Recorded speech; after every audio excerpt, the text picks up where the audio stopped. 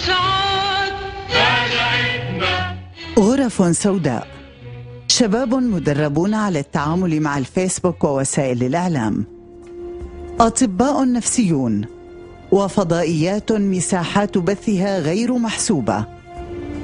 المساهمة بتوتير الأوضاع في سوريا دورهم، وبث الإشاعات أداتهم. فالسوريون برأيهم طيبون بسطاء يصدقون كل ما يقال لهم، فكيف إذا ما قيل أجمعت على ترديده وسائل الإعلام ومن جهز للقيام بالمهمة؟ مع بدء خروج عشرات السوريين الذين يطالبون بإصلاحات محقة، بدأت ماكينة الإشاعات عملها، فتصعيد الموقف أجندة واضعي المؤامرة لزعزعة استقرار سوريا والضغط على قيادتها للنيل من مواقفها المبدئية الصامدة. ساءهم اعتراف القيادة بشرعية مطالب البعض، وهذا ما يقطع الطريق على النهاية المرسومة للشارع السوري. إذن لا بد من التحرك. الشائعة والتي تنتشر كالنار في الهشيم كانت لعبتهم. الأمن يطلق النار، المتظاهرون السلميون يقتلون. أما عنصر تأكيد الشائعة فهي صور التقطتها كاميرات هواتف محمولة لا يمكن التحقق من صدقيتها، فيما الأيام أثبتت تنقل كثير من هذه الصور ما بين اليمن وليبيا وسوريا.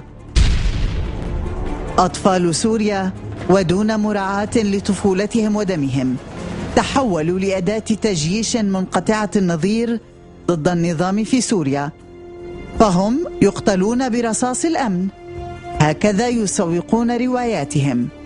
ومن منا لم ينس كيف تمت المتاجرة بصور الشهيد حمزة الخطيب وادعاءات تعرضه للتعذيب رغم نفي ذويه والطبيب الشرعي لتلك الادعاءات. آخر ابتكاراتهم في قطر صور تعلق في المولات والمجمعات التجارية لأطفال عيونهم تذرف الدماء يطلبون الإغاثة والدعم المادي، أمر المراد منه لم يعد خافيا على أحد.